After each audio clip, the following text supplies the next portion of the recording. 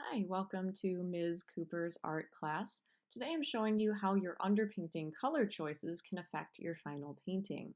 In case you're not sure what an underpainting is, it's a thin layer of paint that you put under your entire painting to determine where your values will go.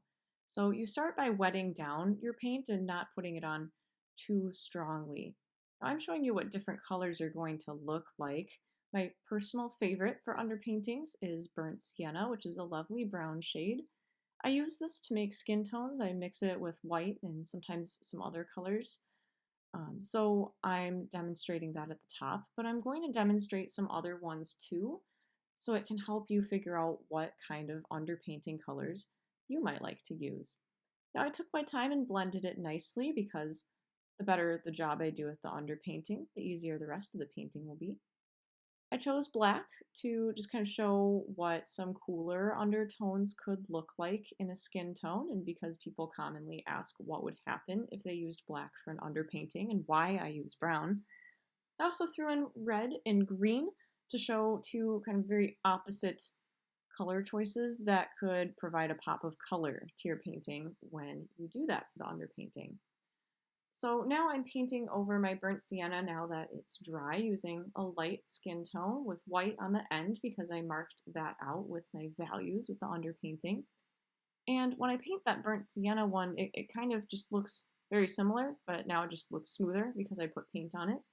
But when I paint over the black, you'll notice that the skin tone color now looks a lot cooler because of that undertone that I chose. It looks a little bit flatter, which is why I usually don't use black as much, is because it flattens my painting and makes it cool. Perhaps if you chose a cool color, you would choose something more colorful than black. Now the red still shows through, very pink, very brightly colored. So perhaps if you had some vibrant light or a pink undertone, or maybe something that wasn't skin that you wanted a red undertone for, it could be a great choice. And green is so out there and different, but it would be really cool for some maybe greenish lighting on someone's skin or on a different object, or if you were trying to create a very distinct mood. So the top two are very warm, the bottom two are very cool, but green provides a more interesting way to keep your painting from getting flat. So you'll see me just correcting the edges here so that doesn't really influence the way you look at these, in case this kind of helps you pick out your underpainting color. So I've switched over to just a nose that I drew out to show you what an underpainting in action could look like if you're somebody who's kind of new to underpainting with acrylics. So I have a nose drawn out and I watered down my paint and I'm painting it on kind of like watercolor. I'm trying to preserve my shadows, but I know if I accidentally kind of wipe them away, I can add a little bit more to my underpainting. You can do more than one layer if you had to, get up and walk away. Your acrylic paint will probably dry in the meantime, but that's totally fine. Even for things that are super, super dark, like the nostril or the side, I still did the underpainting in burnt sienna because that is my kind of skin tone, and I knew that would show through anyway in real life. It will still look a little bit like that, even on the inside of your nose. So I still kept the whole underpainting in burnt sienna because I can always add the other colors later too.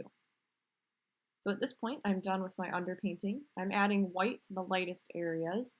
With acrylics, you can go back over an area with paint, and if you add enough layers, it won't show through anymore, but acrylic is still a little bit transparent, so it is easier to just start light and slowly go darker, so it's easier to keep those highlights and lighter values in there.